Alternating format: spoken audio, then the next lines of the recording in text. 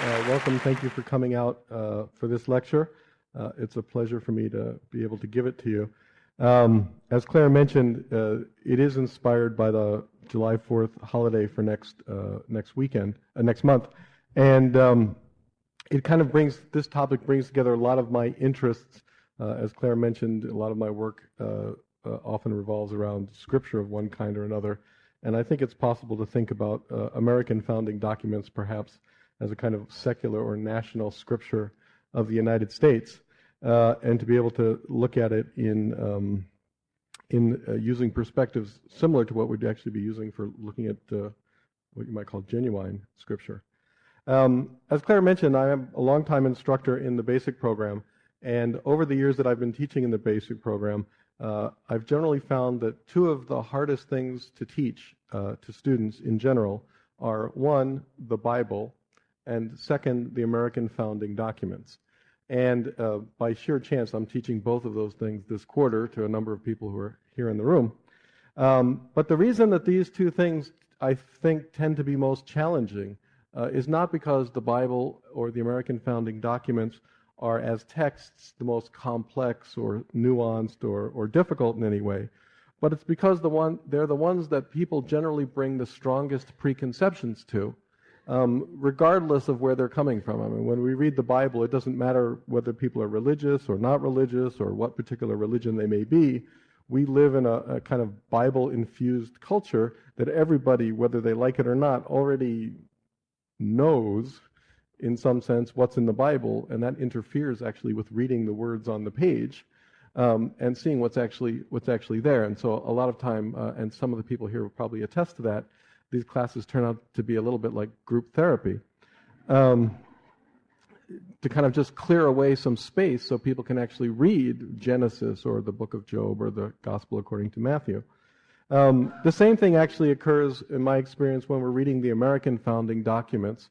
It should be obvious we're reading them in America, and most of us are Americans. And I think the experience of doing that would actually be quite different. I've never done it, but I would have to imagine that the experience of reading the American founding documents in a different cultural context, or with people who are not Americans or North Americans, would actually be quite a different experience than trying to teach them to people who already know what this country is about or what the founding documents say. And therefore, the classes become often have the same kind of character as the Bible classes that I teach, where it becomes a kind of group therapy to kind of clear away what people think they already know about America, or the so-called Declaration of Independence, or the Constitution, and to allow space to actually read the words on the page. And it's not coincidental, I think, that both of these sets of texts, the Bible and the American founding documents, are really not just texts, but both of them are connected to actually living, breathing systems of institutions that kind of want people to be able to read these books in a particular way. I mean, that we're actually trained, whether as Bible readers or as American founding document readers, to read in a certain way by institutions that actually have vested interests in our understanding things correctly, whatever that may be. And in many cases, that correct institutional understanding of these texts conflicts, I think, with what an honest reading of the words on the page would suggest in the absence of that help. So these kinds of the Bible and the American founding documents I find are difficult for people to read because they're the ones that we have the strongest preconceptions, and therefore people treat them kind of as a Rorschach test, projecting onto them what they already think they know, rather than what they find there. But also because these documents are historical, the American founding documents clearly not as old as the Bible, but they also have concepts and terms whose meanings have evolved over time. And there's a real danger that we project modern understandings onto older terms and concepts. And one of the challenges then becomes to try to understand the terms in these texts in the context of the text that we're reading. And in the case of the American founding documents, I think one of the 3 or 4 of the key terms that have subtleties to them that are not always appreciated are the terms nation, state, country, and union. And these are kind of four big words when you look at American founding documents. And to some degree, in our modern political world, a state is a political subdivision. It's a subordinate, the state of Illinois is an inferior political unit to the United States of America. But when we look at these terms in their, you might say, more precise or pristine usage, they have particular meanings, or I think that they had particular meanings. So, for example, a state, in its kind of technical usage, is a political body that has sovereignty. And when we'll look at the so-called Declaration of Independence, and I'll explain why I keep saying so-called in a minute. But for example, in that document, Great Britain is described as a state, the state of Great Britain, okay? And that this is important in beginning to think about what the United States might be, or the United States of America might be. So the notion of what a state is one of these terms that's quite important. Another term that's important is the term nation. In the modern world, we tend to use the word nation roughly synonymous for state, actually. And therefore, that body in New York called the United Nations is the collection of politically sovereign bodies on planet Earth. Okay? In some sense, that body in New York should actually be called the United States. But unfortunately, that term was already taken. A nation, in principle, is not a political unit at all, but it's an ethnic group or a people. Okay, people who share a common ethnicity or culture. And one of the key things about the modern world is that the modern world has evolved a political theory of what is called nation states, that we should have one political unit per people. Okay, and people is another one of these words that's even misused, because we're not talking about persons. All right, a people is a collectivity that shares some kind of ethnic or national characteristic. And so the concept, if you think of the concept of self-determination in the modern world, the concept of self-determination is that every nation is entitled to have its own state. Okay, each people should have a political sovereignty. So it's important to keep that term in mind as well. A third term that we come across a lot is the word country, which again often is used synonymously with these other terms. But I'd like to try to, even here, to use it in a more precise way for geography, for a piece of land, like countryside, okay? And that really, we kind of live in a political culture of nation-state countries, in the sense that there should be, each people should have self-determination in its own land, okay? English people having an English political body in England, for example. So we'll come back to these terms as we're going through the talk, but I just want to kind of highlight that when I'm talking about, the title of today's lecture is a little bit cutesy, I suppose. It's called The States of the Union, Evolving Notions of Nation in America's Founding Documents. And what I'd like to do for the remainder of the time today is actually look at the kind of evolution of this concept of, you don't even know which word to use because I'm already going to prejudice the outcome, America or the Union or something along those lines. This whole thing is part of a larger interest of mine, which is part of what I call, or other people have called, kind of the politics of history.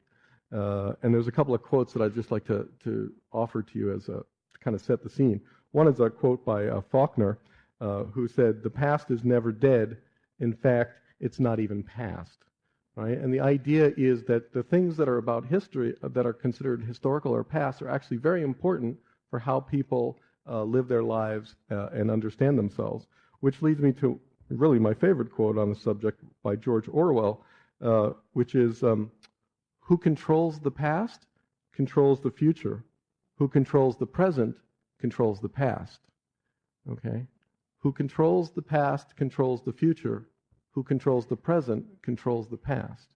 And this actually kind of gets into the issue that discussions about the past or about history are generally not neutral or disinterested.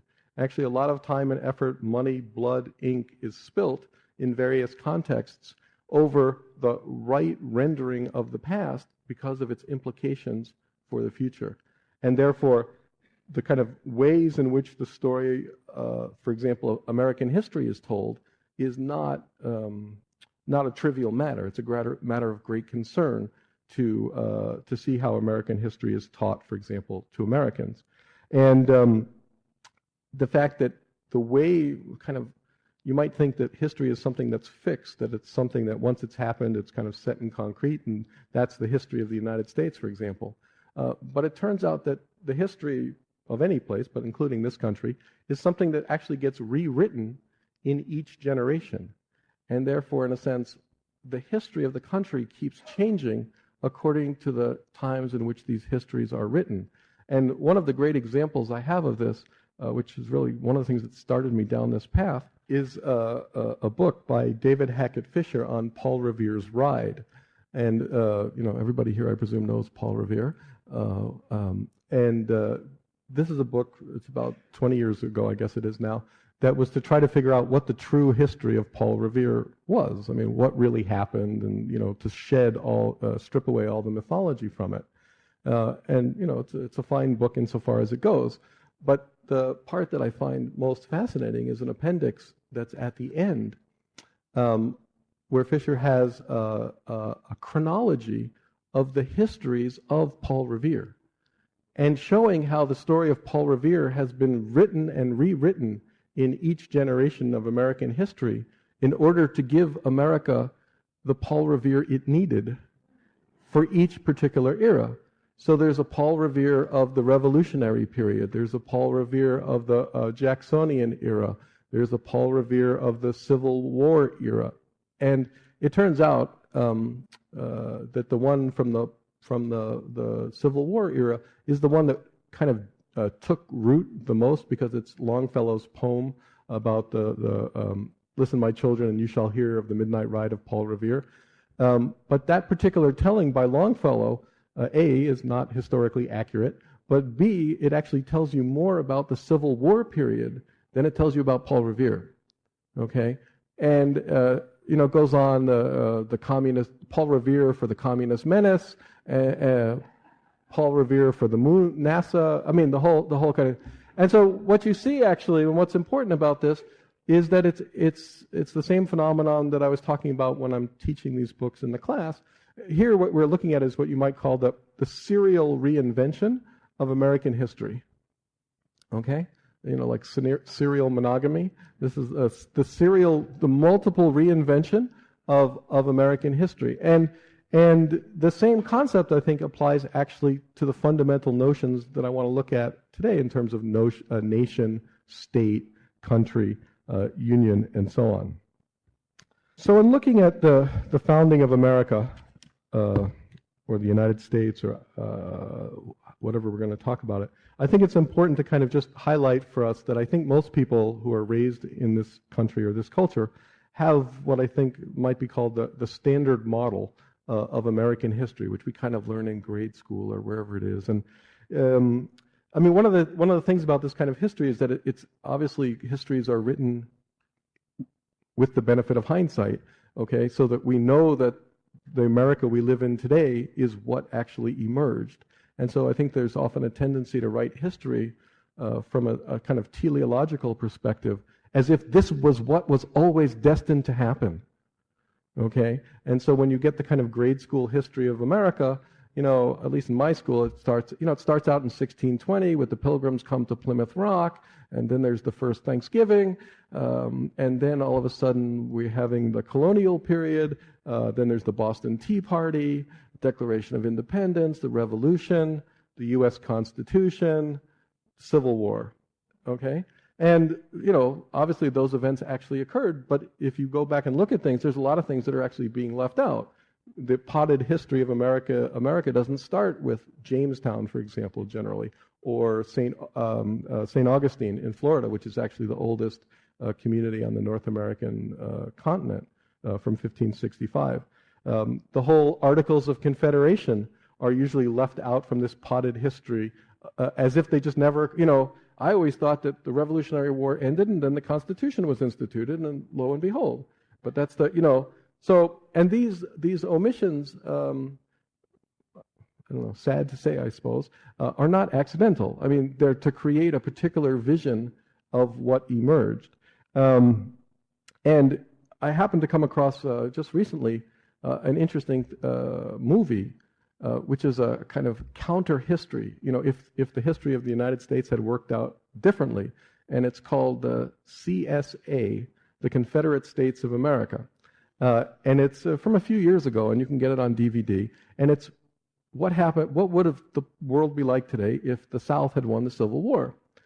And it's an interesting film. I mean, it's not a great film, but it's interesting for a lot of reasons. But one of the reasons that it's particularly interesting and why I'm mentioning it to you is that if you have a different future, as it were, they create a different history to lead up to that. The Confederate account of the founding of America in some ways is fundamentally different than the Union or Northern account of the founding of America, for example. So I just want to kind of highlight that as we go forward.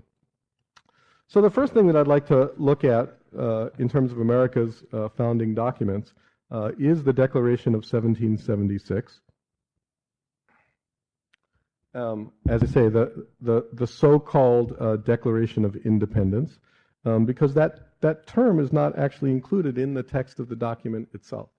The document itself is entitled, or has a heading, "In Congress, July 4th, 1776, a declaration by the representatives of the United States of America in General Congress assembled." Okay, it doesn't actually say anything, at least there, about independence. I mean, it's come to be titled this. And one of the issues that we have in reading a document like this is already this term, United States of America. Everybody sees it, and they already register a particular concept, you know, because we know what the United States of America is today. But I think when you look at this document, it turns out not to be so much a declaration of independence as it is a declaration of independences.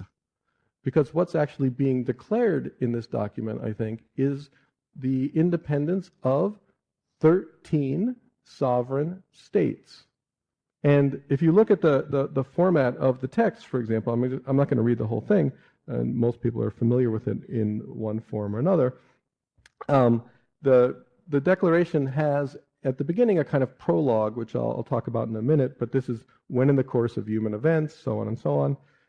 But the rest of it really has the form of kind of a proof of a theorem of geometry, that certain political axioms are put forward, and then certain conclusions are derived. Certain facts are put forward, and then certain conclusions are derived. So the kind of axiomatic statement for the Declaration is, we hold these truths to be self-evident, that all men are created equal, that they are endowed by their Creator with certain unalienable rights, that among these are life, liberty, and the pursuit of happiness, that to secure these rights, governments are instituted among men, deriving their just powers from the consent of the governed, that whenever any form of government becomes destructive of these ends, it is the right of the people to alter or to abolish it, and to institute new government, laying its foundation on such principles and organizing its powers in such form as to them shall seem most likely to effect their safety and happiness. Okay, so there's this kind of like social contract theory of government that's being put forward here. And at the end of this long paragraph here, it says that the history of the present King of Great Britain is a history of repeated injuries and usurpations, all having in direct object the establishment of an absolute tyranny over these states. To prove this, let facts be submitted to a candid world. And then there's actually a very long laundry list of grievances that are included here. But the purpose of these grievances is to establish that the terms of the social contract, as it were, have been violated by the tyrannical King of Great Britain, which then leads to the culmination of the Declaration, the kind of QED, the proof, the theorem that's being proved here, which is the final paragraph. We therefore, the representatives of the United States of America in General Congress assembled, appealing to the supreme judge of the world for the rectitude of our intentions, do, in the name and by authority of the good people of these colonies, solemnly publish and declare that these united colonies are and of right ought to be free and independent states, that they are absolved from all allegiance to the British Crown, and that all political connection between them and the state of Great Britain is and ought to be totally dissolved, and that as free and independent states, they have full power to levy war, conclude peace, contract alliances, establish commerce, and to do all other acts and things which independent states may of right do. So what I want to stress here is that what's really happening in this declaration is that there are, you often do this in class, how many entities are coming into the declaration and how many entities are coming out of the declaration, okay? And at one level, I think you can say 13 colonies are coming into the declaration and 13 free and independent states are coming out of the declaration, that they're declaring their independences in parallel, in unison. It's economies of scale. Why have 13 declarations when you can, get a bargain price for one? And of course, there's also kind of like a shadowy 14th entity coming in and going out. There's something about these united colonies coming in and something about these United States coming out. But the actual nature of what it means to be united colonies or United States, which is more important for us, is something that really needs to be considered, because the idea of having united free and independent states, I think, is quite different than thinking about the United States in the modern sense of the term. And it's from this notion of 13 free and independent states who are united or acting in unison that we get the very original, not novel, but early American idea of union. That what's going on in this country, in America, in this land, is a union of otherwise independent, free and independent states. So there's a kind of bottom-up way of thinking about what's going on here, that there are 13 free and independent states who have decided to unite for various purposes, for example, conducting a war against Britain. So that's one way of looking at it.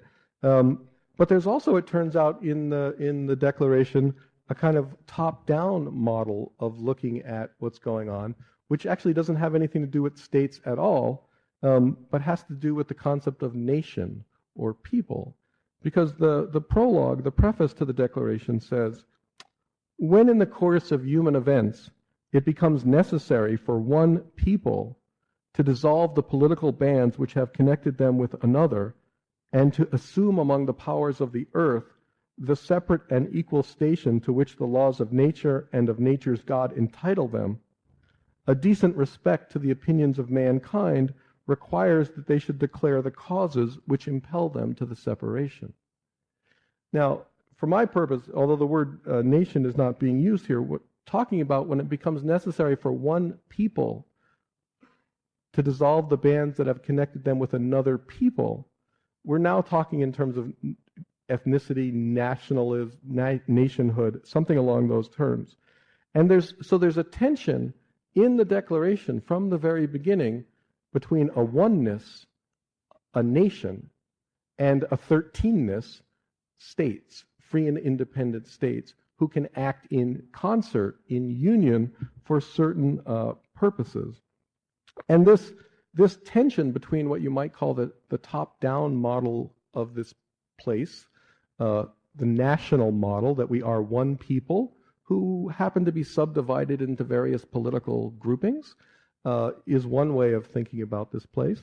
And this bottom-up approach, where we take these multiple 13 or 50 or however many it is, independent political entities and unite them in a union, are two kind of, they're two different but overlapping ways of thinking about America that have existed from the very beginning.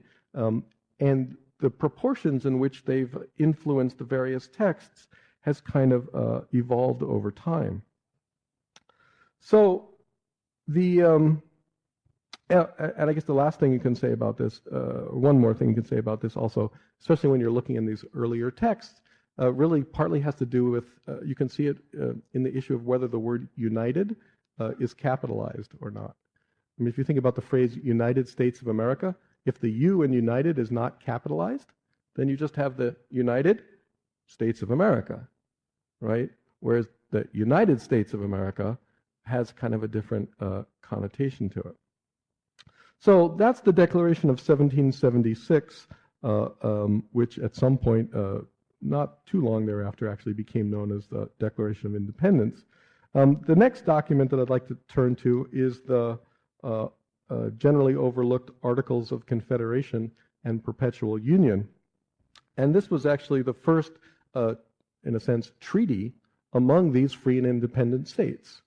And it's called a confederation, which then leads you to understand why the South in the Civil War, or the War of Northern Aggression, or the war between the states was called a confederacy. And this document was drafted between 1775 and 1777, but not ratified or put into effect until 1781. And it sets up the first kind of formal, what you might call federal or confederal government for the United States. And the question, it's different in many ways than what we're familiar with from the United States Constitution. In particular, it sets up really just a legislative body, Congress, that has one it's not divided into two parts. It's a single house. There's no separate executive branch. And the idea is that it's kind of like what we would familiar with the United Nations today, coming together to discuss matters of common concern.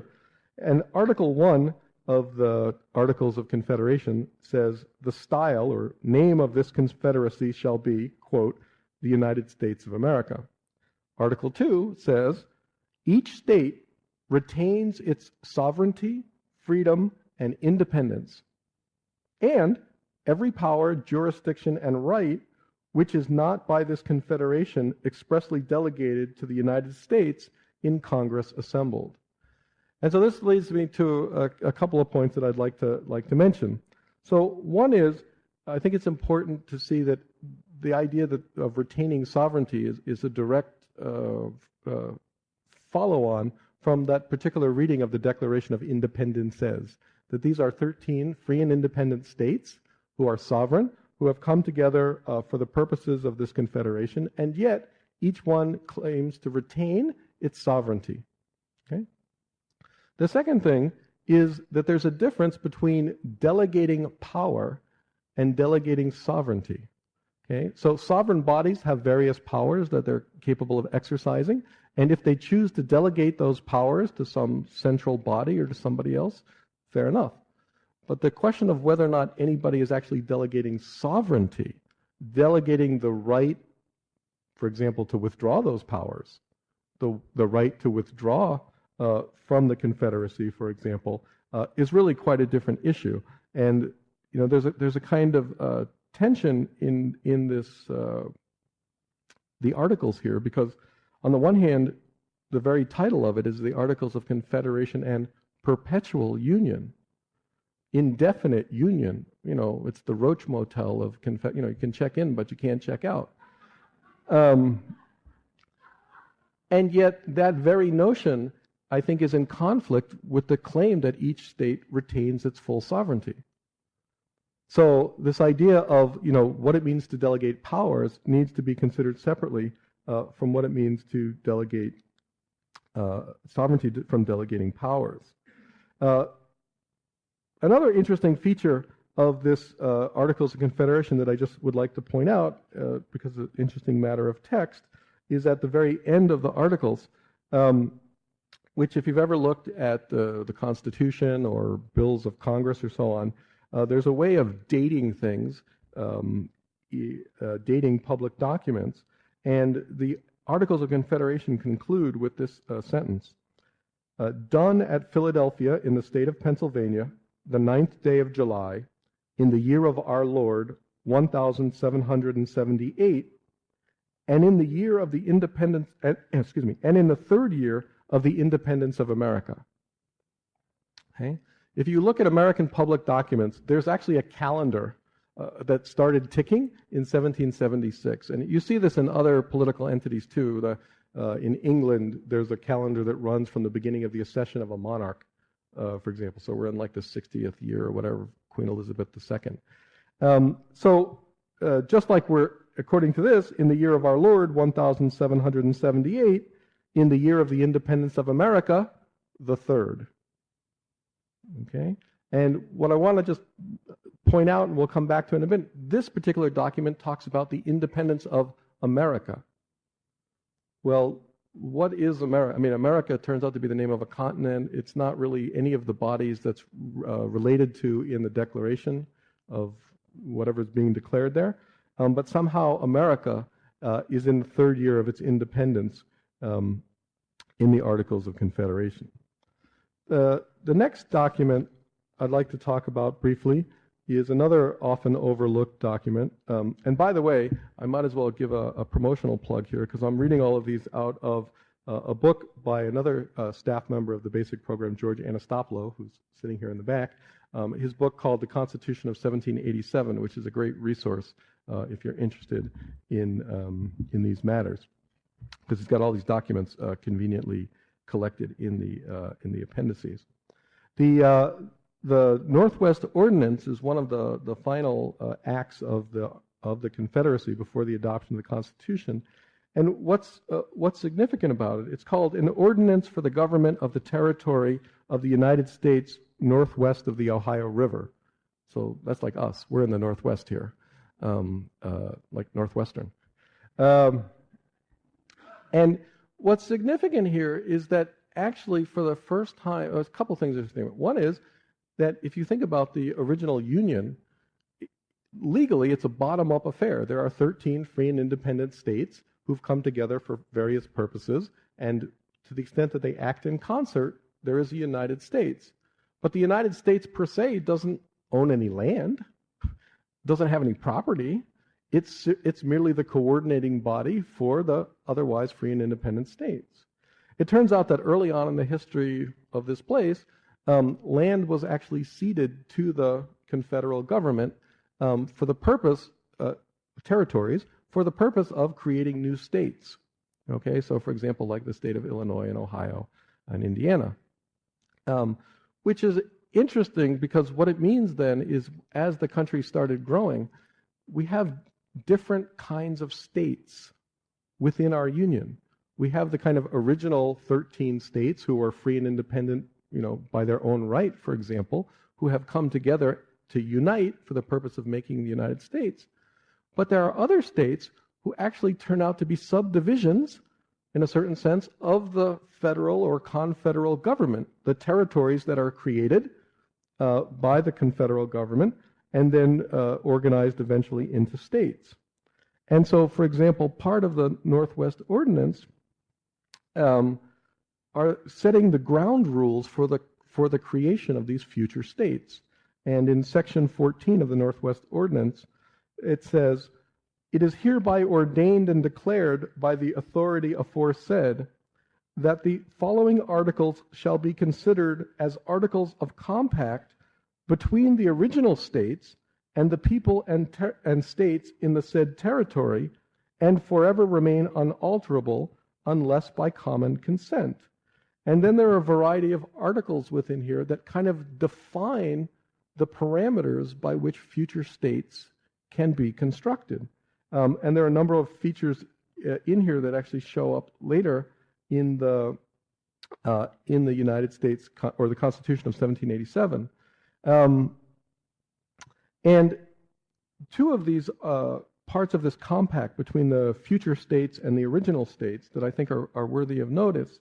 One is in Article 4, which says, "The said territory," this is the Northwest Territory, "and the states which may be formed therein shall forever remain a part of this Confederacy of the United States of America, subject to the Articles of Confederation, and to such alterations therein as shall be constitutionally made, and to all the acts and ordinances of the United States and Congress assembled, conformable thereto. And in Article 5, we're told,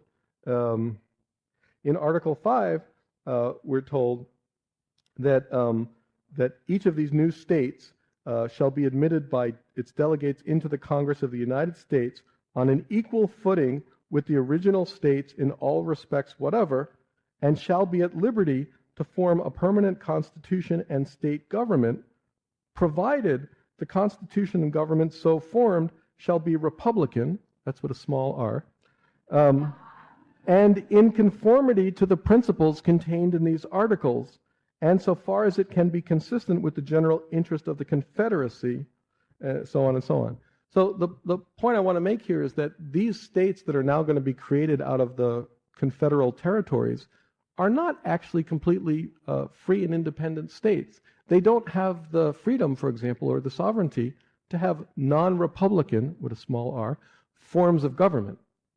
Okay? I mean, a truly sovereign state presumably can choose whatever form of government it wishes, and any limitations on that presumably are restrictions or limitations of its sovereignty. And the final feature that I'd like to point out in the Northwest Ordinance is, again, the kind of dating system that's used here, which is similar to the Articles of Confederation, but slightly but importantly different. The final sentence in the Northwest Ordinance is, done by the United States in Congress assembled the 13th day of July, in the year of our Lord 1787, and of their sovereignty and independence the 12th. It's plural. So the Articles of Confederation are talking about in the 3rd year of the independence of America. The Northwest Ordinance is talking about the 12th year of the independences of the sovereign states. I'm not saying one's right, one's wrong. What I'm trying to say is that there's been a tension in thinking about this from the beginning, and it's manifesting itself in various ways. And this tension is manifested in the Constitution of 1787, otherwise known as the United States Constitution, which again, on the one hand, I think can be understood, it's a hybrid. On the one hand, it is a treaty between 13 free and independent states. In fact, the final article in the Constitution, Article 7, which is about the ratification of the Constitution, says, the ratification of the Convention of 9 states shall be sufficient for the establishment of this Constitution between the states so ratifying the same. All right? The point is, the United States Constitution was set up to only bind those states that agreed to it. Not surprising, right? And if there were states that didn't agree, did not ratify the Constitution of 1787, they would not be parties to it. Okay, this was an expression of the sovereignty of those states. It turns out by, I don't know if you want to call it historical accident or something like that, all 13 of the original states did in fact sign up to the Constitution, but they needn't have, and there was an escape clause, not even an escape clause, because they're not getting out, they're just not getting in. Okay, so this notion of, and this is reflected in the preamble to the Constitution as well. Because when the preamble talks about the purpose of the Constitution, one of the first thing listed actually is in order to form a more perfect union. Okay? This idea of perfecting the union of the otherwise free and independent states. On the other hand, the other half of this tension that's reflected in the Constitution is that the very opening clause says, we the people of the United States. We, the nation of the United States. Again, this tension between the top down, there being one people, and yet 13 political sovereignties, and working both of those towards the middle. And in fact, in the Constitution, these two sides of this tension are reflected in the Congress, for example. The two houses of Congress, the Senate and the House of Representatives. The Senate reflects the union of free and independent states. Every state gets the same representation in the Senate. You get 2 senators, regardless of the number of people in your state. Okay, that's how the voting works at the United Nations, for example. Every country gets 1 vote. Okay, On the other hand, the House of Representatives is based on the population, basically, of the country. Okay?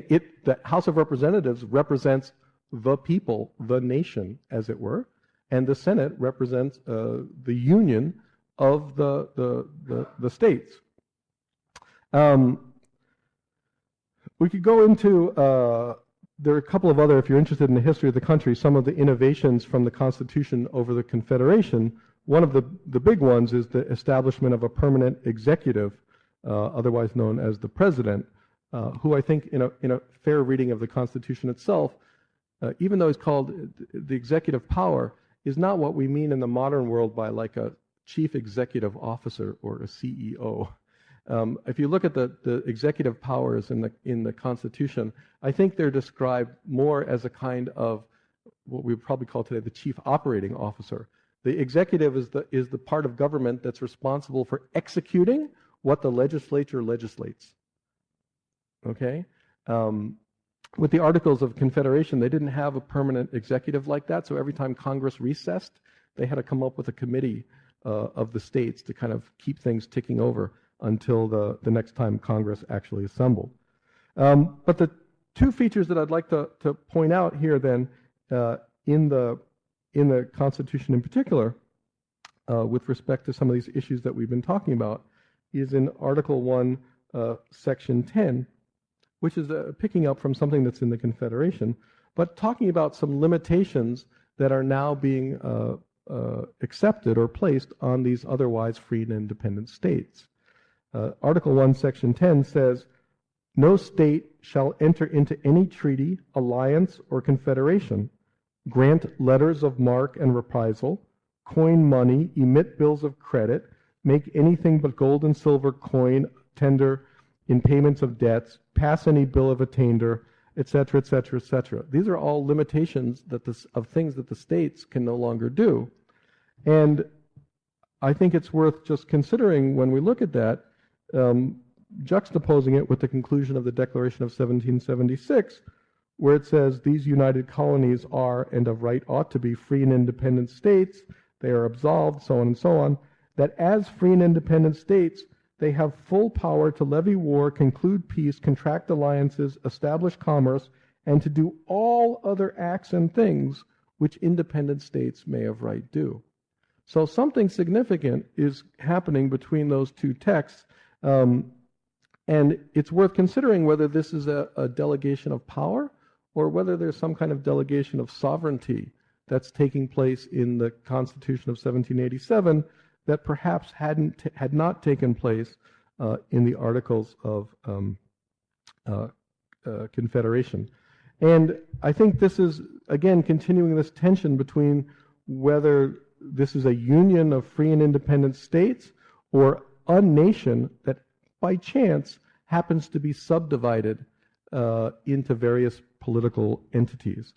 And so the place that I'd like to conclude today is by looking at what in some ways I think it wouldn't necessarily be considered one of America's founding documents because it comes from the Civil War, and yet it really is foundational, and this is Lincoln's Gettysburg Address.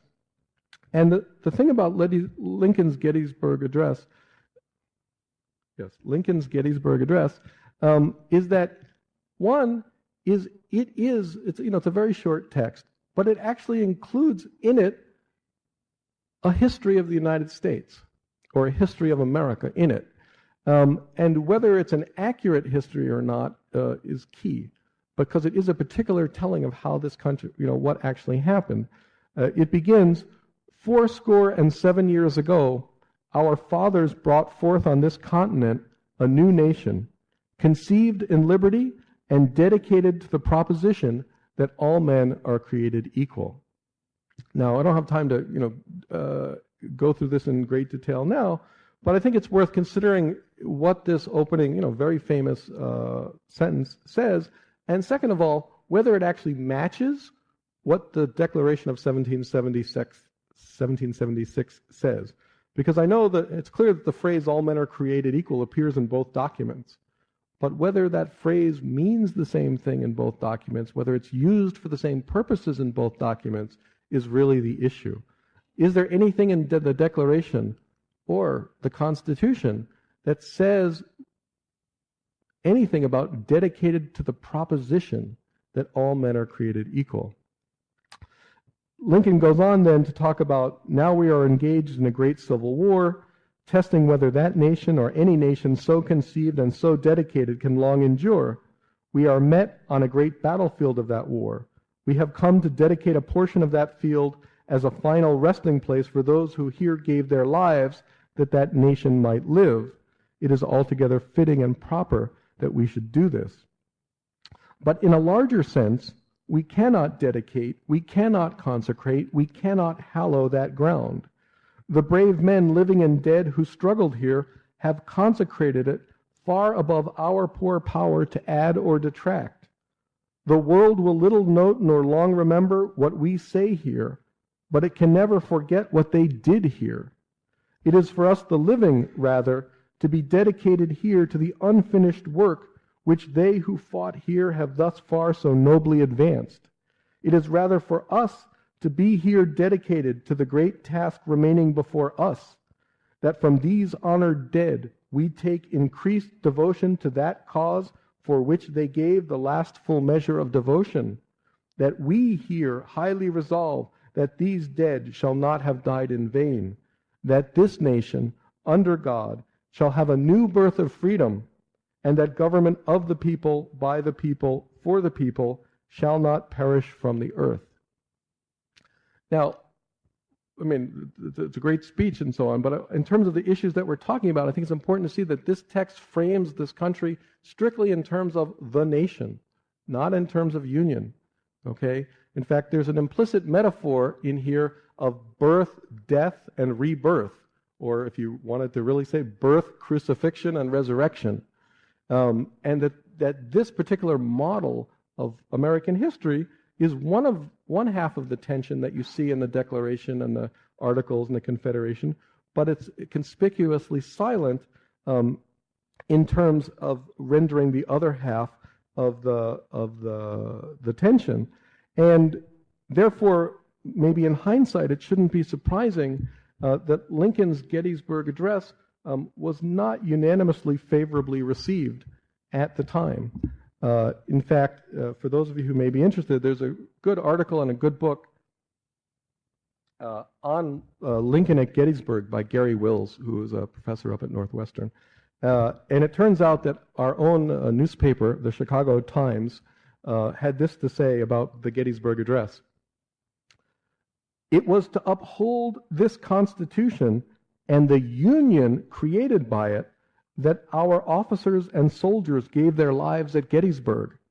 How dare he, then, standing on their graves, misstate the cause for which they died, and libel the statesmen who founded the government? They were men possessing too much self-respect to declare that Negroes were their equals or were entitled to equal privileges. Okay? Because the important thing to remember is that as President of the United States, Lincoln held his office by virtue of the Constitution, not by virtue of the Declaration of 1776. And that the Constitution doesn't say anything about equality. It says to create a more perfect union, promote the general welfare, the common defense. That's what Lincoln's job as president was.